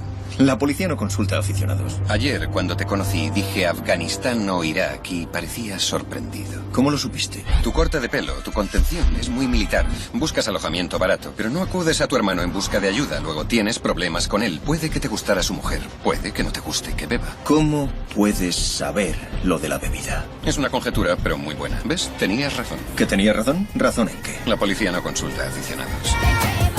Pues hemos empezado fuerte con un mítico, ¿no? Y ahora seguimos con otro ejemplo, esta vez de cuando nos encontramos con alguien que se cree más listo que nosotros y lo que es peor, que se esfuerza en demostrárnoslo constantemente. Lo escuchamos en esta escena concreta de la película Salvo. Otro marginado social, ¿eh? Como todos. Bueno, es la primera noche. Mira a tu alrededor. Solo quedamos tú y yo, tío. Y la chica que sufre agorafobia, pero está en su cuarto, obviamente. ¿Qué estudias? Yo estudio mates. Soy un genio. Ni siquiera me gusta el cálculo, pero es un don. Ponme a prueba. No, da igual. ¿No? Venga. Es que me lo creo, en serio. Por favor, ponme a prueba. No, me lo creo. ¡Que me pongas a prueba, joder! 423 por 78. 32.994. Como para llevarle la contraria. Bueno, y el último caso, el que se cree más listo que los demás, al que se le desmonta rápidamente, es el caso, y si no, vean la película, una maravillosa película del indomable Will Hunting. Si te pregunto algo sobre arte, me responderás con datos de todos los libros que se han escrito. Miguel Ángel, lo sabes todo, vida y obra, aspiraciones políticas, su amistad con el Papa, su orientación sexual, lo que haga falta, ¿no? Pero tú no puedes decirme cómo huele la Capilla Sixtina. Nunca has estado allí y has contemplado ese hermoso techo. ¿No lo has visto? Si te pregunto por las mujeres, supongo que me darás una lista de tus favoritas. Puede que hayas echado unos cuantos polvos. Pero no puedes decirme qué se siente cuando te despiertas junto a una mujer y te invade la felicidad. 900-100-800, ¿ustedes creen francamente que son más listos que los demás? 900-100-800. A ver, vosotros dos, Pepe, Sergio, como sé que detrás de los personajes que aparentáis en esta sección todo es cartón piedra, sois gente muy humilde, sí. Os pregunto, ¿ha habido algún momento en el que os hayáis creído más listos que el resto? Sí, claro que sí. Claro que sí. Os habéis mirado el uno al otro primero. Sí, yo creo que todo el mundo en algún momento se cree más que los demás, tenga razón o no. Pero deberíamos ser conscientes de que casi nunca, muchas veces no es así. Lo que ocurre es que yo creo que no es tanto que te creas que eres mejor que los demás, como que a lo mejor los demás cuestionan tu visión. Y eso no suele gustar demasiado. Sí, yo lo haría de esta manera. Y eso te parece que es la perfección, pero no tiene por qué serlo. Claro. Hay mucha gente que mejora cosas que tú has iniciado. De eso podríamos poner 7.000 millones de ejemplos. Pero yo creo que eso no gusta del todo. Ya. ¿Y tú qué piensas? Yo soy de los... Me cuesta porque siempre me encuentro a alguien que es más listo que yo. A ver, sí, lo hay de las dos eso cosas. Tampoco. No, pero porque cada uno es listo en una cosa. Pero que tiendo a meter la pata. Cuando yo voy de sobrado, cuando voy de sobrado, las pocas veces que voy de sobrado, siempre el que está al otro lado es experto en lo que yo creo que soy Entonces, esto es como un oyente, ¿no? Que llamó el otro día con Marta y con Manuel, que hablábamos de expertos, y dice que se fue a un concierto del Cigala con una novia francesa que no conocía el Cigala y se puso a hablarle de los palos del flamenco, haciéndose como el experto en flamenco, y había unos señores al lado que le dijeron, lo estás contando todo mal. A mí el otro día me hizo mucha gracia un compañero de la sección de cine. Estábamos con una compañera de la sección de cine y una compañera de deportes hablando de las cosas que siempre se pregunta. Entonces el compañero de cine siempre decía, es que estoy cansado de que todo el mundo que pasa por aquí dice, ya he visto la película y no me ha gustado nada. Y dice, a mí qué me importa que no te haya gustado. Y después la compañera de deportes decía que se acercaba mucha gente y decía, ¿y el Madrid este año qué hará? O si es del Barça y ganaremos la Champions este año, es decir, dicen, ven poderes. Pero mira, sería maravilloso esto que le pasó al oyente con los palos de flamenco en ese concierto. Y es algo que ocurre en una película de Woody Allen que Pepe y yo rememoramos muy habitualmente. Alguien está en la cola metiéndose con McLuhan hasta que de repente McLuhan aparece. Le dice, todo lo que usted dice en su boca son verdaderas ignominias y falsedades. Eso estaría bien que pudiera pasar para rebajar las expectativas. Porque sea no es fácil que a un impostor el que se cree más listo que los demás, claro, siempre habrá alguien que podrá ponerlo en su sitio. Bueno, 900-100-800, ¿se creen ustedes más listos que los demás? A pesar de nuestras aventuras y de nuestras experiencias, ¿algún experto? Bueno, claro, naturalmente. Somos muy buenos, como negarlo en el fondo, pero vamos a traer hoy aquí al programa a la única persona que con total seguridad es más listo que nosotros. Él es David Pastor Vico, es buen conocido de esta sección de mitos, es filósofo y acaba de publicar además Filosofía para Desconfiados, una reivindicación del nosotros en la editorial Ariel, y por ese lado, por todas las cosas que trata, le hemos traído esta mañana. Vico, ¿qué tal? Muy buenos días. Hola Ángels, ¿qué tal? Pues nada, muy contento y echando unas risas maravillosas escuchando, de verdad, me estoy riendo solito aquí en Sevilla y lo estoy pasando fabuloso. A ver, ¿tú crees que todos nos creemos más listos que los demás? Bueno, vamos a empezar por el principio, ¿no?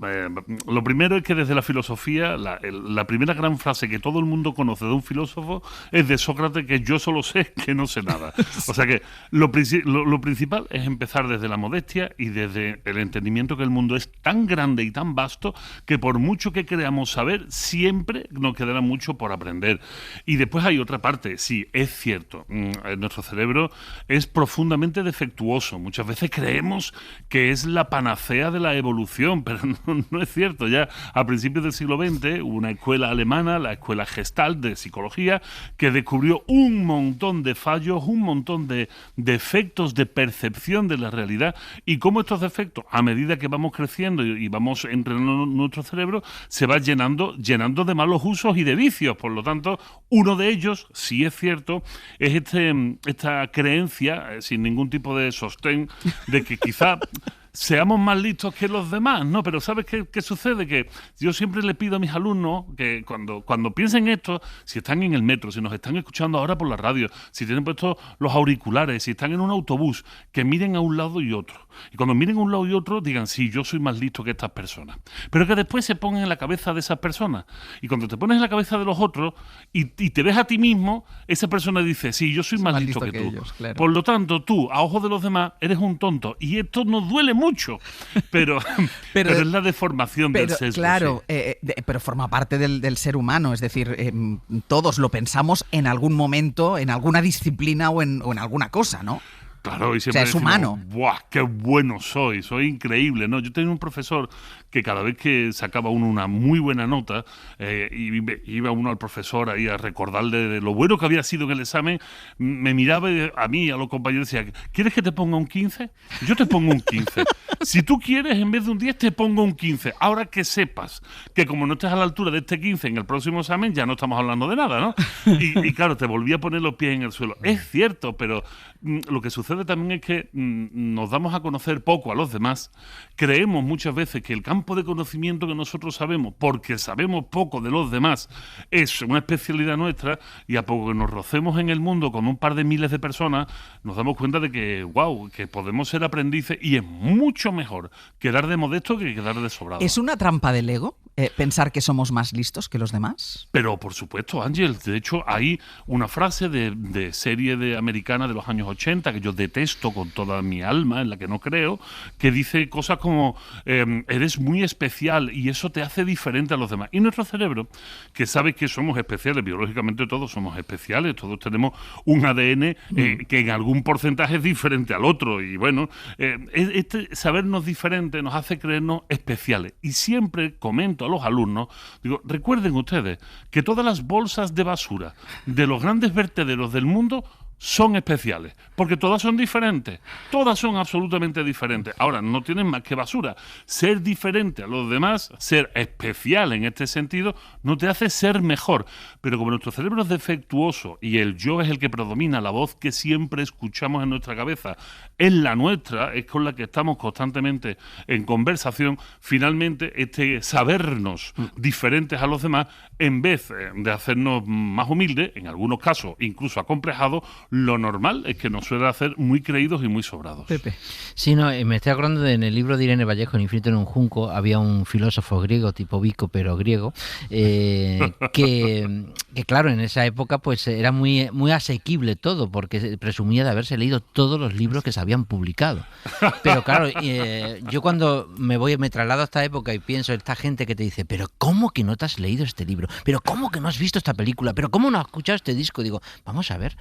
Si se publican millones al día. Bueno, y ahora hay influencers que dicen que se leen 30 libros al mes y cosas de estas. Sí, cosas que son realmente imposibles, pero eso, existe una idea de que podemos abarcarlo todo. Es imposible, se puede ser el más listo del mundo en una cosa muy concreta y ser más torpe en millones de cosas. Claro, se puede ser muy listo en algo, Vico, y un profundo ignorante en otras cosas. Pero esto suele ser lo normal. A ver, que claro, la hiperespecialización tiene este tipo de consecuencias. Recuerdo una anécdota muy divertida. Estábamos todavía de estudiantes en la Facultad de Filosofía de Sevilla, y uno de los grandes catedráticos de la filosofía de la ciencia, no diré su nombre por respeto a Ferreirós, y entonces decía, bueno, nos daba unas chapas tremendas sobre la evolución de la tecnología, lo que estaba por venir, y un día vimos que acababan de poner la zona azul en los alrededores de la facultad, se había quedado sin estacionamiento dentro de la facultad y había aparcado su coche en la zona azul, y estuvo 20 minutos discutiendo con la máquina, intentando saber por dónde tenía que meter las monedas, cómo tenía que salir el ticket, dónde poner la matrícula de su coche, y veíamos al catedrático de filosofía de la ciencia peleándose con un parquímetro. Es que uno puede ser un experto maravilloso en una cosa y un profundo botarate en otra. Claro. Y hay que asumirlo. Oye, es que el gran relato de la filosofía es el reconocimiento de la ignorancia, no del conocimiento. Esto se nos olvida, ¿eh? Mira, vamos a escuchar a Agustín, que nos llama desde Irún. Agustín, buenos días. Buenos días. Cuéntanos, ¿tú te crees más listo que los demás o lo sufres, que es otra posibilidad? Pues no me creo ni más listo ni menos listos. Unas personas saben de unas cosas y yo sé de otras. Claro. Yo tengo facilidad para algunas cosas y luego... Pero sí, hay gente que se cree que lo sabe todo. Tú eso lo tienes claro que no. No, por supuesto. Yo solo sé que no sé nada. Pues eso es maravilloso. Agustín, muchísimas gracias. No hay de qué. Claro, esa es una buena actitud. Yo solo sé que no sé nada, ¿no, Vico? Y ahí queda como un San Luis de Palo porque estás citando al más grande de los filósofos que hay, no cabe duda. A ver, es que esto es interesante que lo veamos así. El sentir de aprendiz de todo y maestro de nada es una forma magnífica para navegar por el mundo sin ir quedando de pedante o de sobrado. Pero es que además, repito, nuestro cerebro es defectuoso y tiende a engrandecernos, ¿no? A ver, siempre nos quejamos de los cuñados en Navidades, que además es divertido quejarte de un cuñado porque normalmente tú también eres un cuñado de alguien, ¿no? Y hay uno de estos sesgos, hay muchos sesgos, pero uno muy famosísimo que de hecho está encima de la mesa ahora mismo estos días, que es el famoso efecto Dunning-Kruger, ¿no? El efecto Dunning-Kruger es uno de estos sesgos de nuestro cerebro, estos problemas de un cerebro defectuoso, que en realidad consiste más o menos en que calibras no adecuadamente tus habilidades reales, por lo tanto te valoras mucho. Y es esto de, llevo una semana hablando de trenes y ahora soy un perfecto especialista en trenes, en vías, en todo este tipo de cosas, y además voy a pontificar y vamos por las mañanas a los bares a tomarnos un desayuno y tenemos allí unos ingenieros en potencia en el mundo ferrocarrilero que te queda fascinado, ¿no? Y claro, hay que ir a lo que uno sabe. Y yo, por ejemplo, desde la filosofía diré, bueno, ¿y si hablamos de la cuestión de la contingencia, o sea, de que las cosas pueden pasar o no, de lo accidental, de la causa y el efecto o de la razón última? No, esto es... Ahí está. Pero el problema, Vico, es cuando esta opinión no solo se escucha en los bares o no solo se pontifica en los bares, sino que se pontifica en los medios. Hombre, por favor, Ángel, pero vamos a creer que las personas de los medios o incluso los que están en los parlamentos son diferentes a los que no van a los bares, que no van a los bares. Claro, que son los mismos. Esta es otra cosa. Mira, aquí tenemos otro sesgo de nuestro cerebro, ¿no? Nuestro cerebro tiende a entender que cada uno es a lo que se dedica y no lo ve fuera de este contexto. Por eso sorprende tanto cuando ves un político en la puerta de un colegio para recoger a un niño y piensas inmediatamente que en realidad está en campaña. Y no, está recogiendo a su hijo. No está en campaña. Porque tendemos siempre a cosificar y a hacer que las cosas sean totalmente planas, que no tengan volumen. Por lo tanto, la realidad, nuestra realidad, es que somos seres muy poliédricos, cada uno nos dedicamos a una serie de cosas y la cara pública que podemos dar es una y muy concreta, pero somos mucho más que eso, ¿no? Lourdes, desde Alicante, muy buenos días. Hola, buenos días. Hola, Lourdes, cuéntanos. Hola. Pues mira, yo llamo para contar algo que tiene relativa gracia. Mira, cuando yo era pequeña, ¿sí? Los vecinos le decían a mis padres, ¡ay, qué niña más lista! Mi profesora decía, ¡uy, qué niña más inteligente!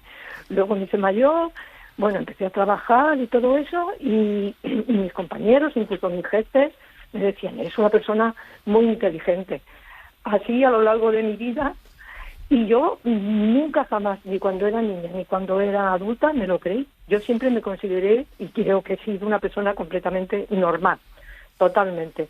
Bueno, pues ahora que ya he llegado a mayor y que he empezado a perder capacidades, ahora que ya tengo muchos menos reflejos, que he perdido la rapidez de respuesta, que se me olvidan las cosas, ahora que ya he perdido casi todo, empiezo a pensar.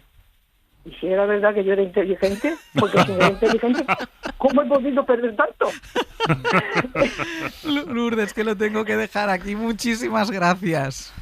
Gracias a vosotros. Muchísimas gracias, Vico. Buena reflexión esta.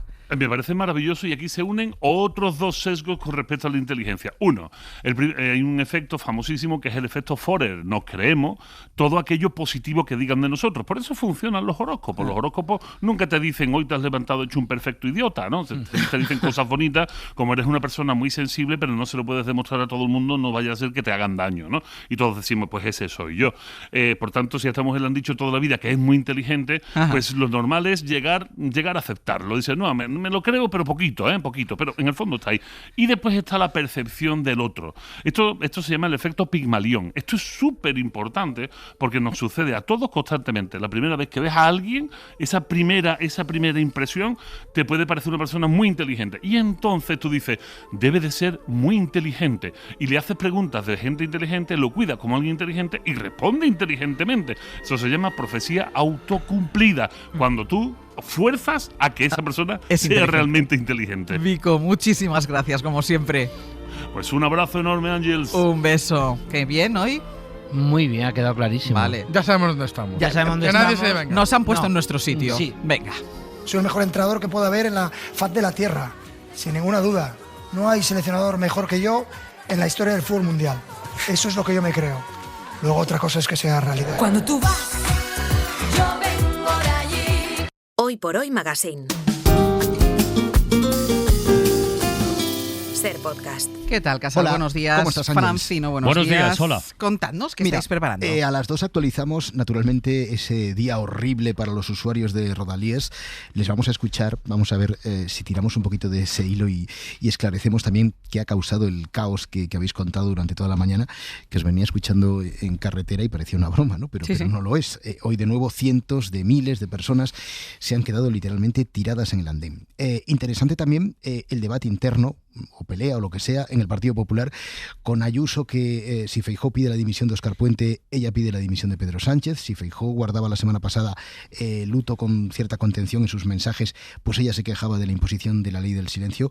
Podremos preguntar cuál es la postura que manda en el Partido Popular en la rueda de prensa que ha convocado como cada lunes el partido. Y pendientes de esa nueva borrasca en Galicia que afecta sobre todo a la provincia de Pontevedra y del temporal en los Estados Unidos que ha dejado varios muertos y de muchas cosas en las que estamos trabajando todavía aquí en la redacción de la SER de cara a las 2. Muy bien, es que hay muchísima cosa hoy de información. ¿Y tú, Francino? ¿Os acordáis que el lunes pasado a esta hora se anunció un programa de 4 de John Sestiaga de Madres Robadas que se suspendió por tal no sé qué? Bueno, pues hoy lo haremos y lo haremos además con una de las protagonistas aquí en el estudio con nosotros. Se llama Irene, tiene 72 años y localizó los restos de su madre hace 2, cuando ella tenía 70. Es decir, ha vivido una vida determinada y otra que podía haber vivido con su madre, a la que le arrebataron al bebé para dárselo a otro matrimonio. 72 años, la hija. Sí, la hija.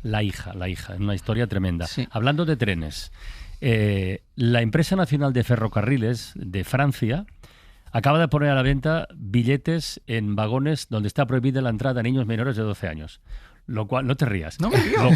Lo cual ha suscitado pues el lógico debate. Dice que están destinados a gente de negocios, que necesita tranquilidad y tal, pero vetan en esos vagones. Pero son unos vagones determinados. Sí, claro, no son trenes enteros. Bueno. Pero bueno, eso no está mal. Vale. Y luego, es un tema de debate. Este es un tema de debate. Y luego en Todo por la Radio, el Mundo Today como cada lunes.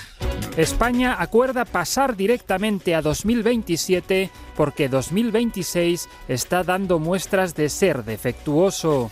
Hemos estado revisando lo que llevamos de año y sería una temeridad seguir en él una semana más, admite el gobierno. Las grandes tecnológicas alertan de que si la gente sigue bebiendo agua a este ritmo, nos quedaremos sin inteligencia artificial. Y si nos quedamos sin inteligencia artificial, a ver quién trabaja. Han recordado los El Mundo Today y otros en Todo por la Radio también, pues para ponerle un contrapunto a la actualidad. Os escuchamos. Muy bien, que sí. Hasta luego. A mí me gusta el chivo con vino y el pescado con jugo de limón, con pimienta y orégano el lechón y el arroz con jamón y tocino, para ponerle sabor a un buen fiestón.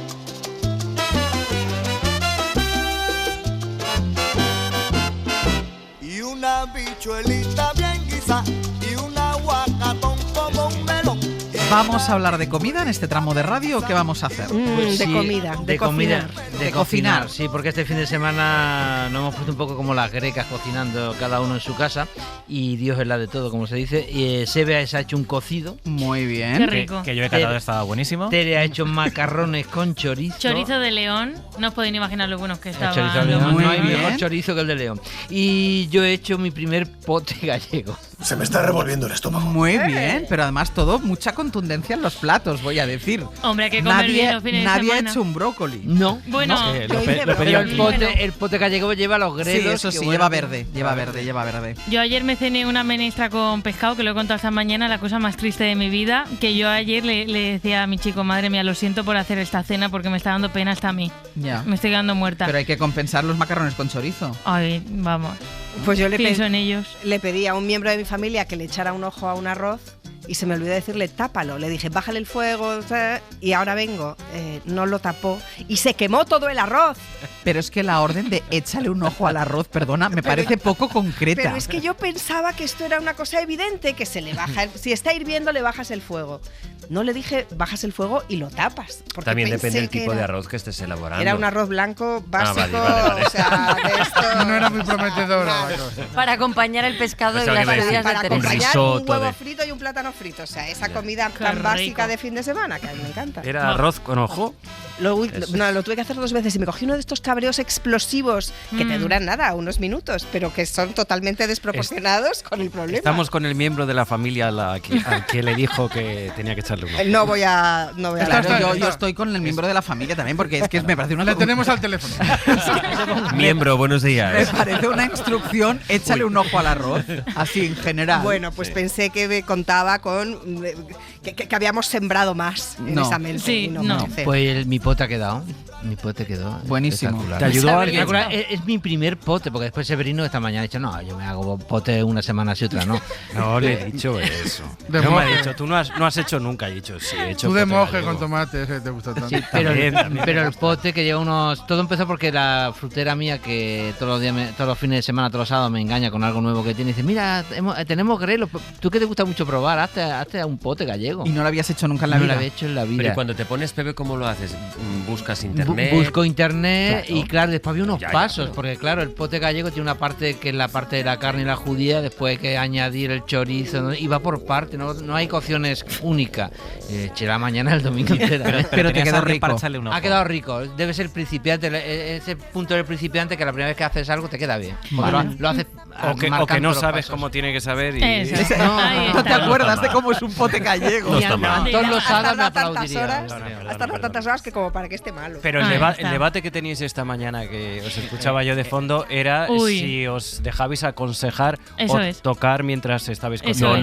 Nunca. Nunca. Por supuesto, en la cocina. Cuando uno se mete en fuera la todos los cocina, demás. se mete en la cocina. Es Pero responsabilidad. A mí sí me gusta la cocina a 4 manos. O sea, No. es decir, yo sí permito que la gente le eche sal, que el. Bueno, que pero cate, sí, porque porque tú eres porque- el que está para probar. Porque tú no pasas de unas salchichas de Frankfurt y de... En sopa. O sea, en sopa, Es que, exacto. pero, tendría que ser eso, al mismo nivel, ¿no? Como cuando eliges, yo qué sé, pareja de badminton. No, ni al mismo Tiene nivel. que tener el mismo nivel No, para poder estar no, equilibrado. ni al mismo Ni nivel. al mismo Ni nivel. al A mismo mí me nivel. cuesta mucho también, ¿eh? No, no. Cuando uno empieza un plato, lo termina. En lo bueno y en lo malo, es decir, aunque vean los demás que vas hacia el precipicio, bueno, pues Claro. dejadme. Y una Prefiero ir solo. pregunta, ¿sois capaces de resistir estar, o sea, vosotros estáis De viendo mirones, de cómo copiloto. cocinan, ¿no? Ah. Y sois capaces de resistir y no decir, a eso le falta... Yo sí, porque a como no me eso- gusta que me lo hagan... A lo mejor es no estar en pero la me cocina muerdo cuando mucho te la cocinas. lengua, tengo que Dale decir. vuelta ahí, eso hay pero que no, removerlo. No, yo espero Sería al como fracaso. ir conduciendo en el asiento del copiloto e ir dándole al pedal del freno imaginario, que esto a veces hay gente que lo hace. No solo al pedal, cámbiate ahora de carril. No, ya. Mira, no viene nadie. No, viene. No, pero aparte de eso, después están los que no les gustan ciertas cosas, ciertos ingredientes. ¿Qué Que dicen, quieres "Ay, decir? no le eches pimiento, no le pongas cebolla. Venga, Déjame hombre, en paz". la cebolla y el pimiento sí es lo No, principal de la pero vida. vamos, da igual, siempre Uy. hay alguien que te dice, ¿no? El pimiento, yo es que tengo una discrepancia con el pimiento. Pues pero ahora cada fuera lo uno, tenemos cada que uno. hablar Vale, seriamente vale. esto. yo a mí el pimiento me gusta, como más me gusta un buen pimiento es crudo, a bocaos. Buah. Yo con esta frase creo que cerraría el hoy por hoy. Hoy por hoy. Uno mismo hablando de uno mismo hablando de uno mismo. Todo el mundo hablando de todo el mundo hablando de todo el mundo hablando de todo. Todo el mundo ha hablado de todo, estos somos nosotros. Exacto. Ana, vamos con el último Y compás. si nos han escuchado durante toda la mañana, pues ya sabrán de trenes, de fútbol africano, sabrán que es erotizar la bondad, que las manos hacen que un cuadro sea más caro. Sabrán de todo esto, pero por favor, no se crean más listos o más listos que los demás. Que para eso hemos traído al filósofo David Pastor Vico, ha estado con nosotros en Mitos hace unos minutos, que acaba de publicar además Filosofía para Desconfiados, una reivindicación del nosotros, para ver si es verdad que todos nos creemos más listos que el de al lado, y nos ha dado un par de consejitos. Estábamos todavía de estudiantes en la Facultad de Filosofía de Sevilla y uno de los grandes catedráticos de la filosofía de la ciencia, no diré su nombre por respeto a Ferreiro, y entonces, bueno, nos daba unas chapas tremendas sobre la evolución de la tecnología, lo que estaba por venir, y un día vimos que acababan de poner la zona azul y estuvo 20 minutos discutiendo con la máquina, intentando saber por dónde tenía que meter las monedas, cómo tenía que salir el ticket, dónde poner la matrícula de su coche, y veíamos al catedrático de filosofía de la ciencia peleándose con un parquímetro. Es que uno puede ser un experto maravilloso en una cosa y un profundo botarate en otra. El gran relato de la filosofía es el reconocimiento de la ignorancia, no del conocimiento. Esto se nos olvida. Pues mañana más, volveremos a las 6 de la mañana. Sí. Sí, veremos cómo Otra cosa es cuántos trenes saldrán de los andenes. Pero nosotros aquí estaremos para contarlo. Pongan el despertador.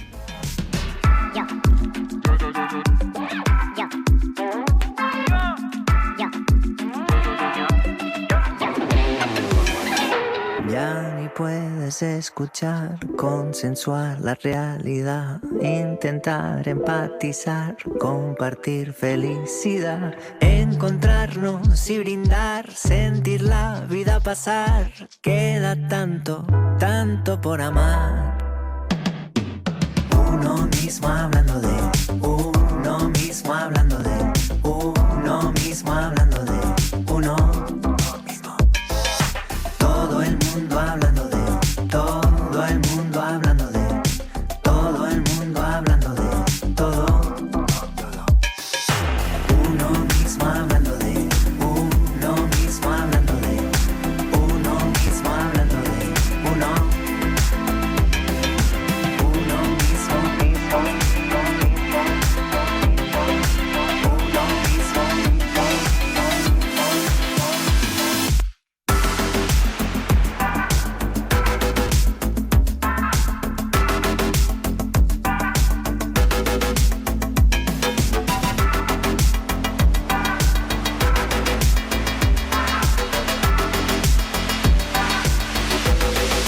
uno mismo Hoy por hoy, Àngels Barceló. Para no perderte ningún episodio, síguenos en la aplicación o la web de la SER, Podium Podcast o tu plataforma de audio favorita.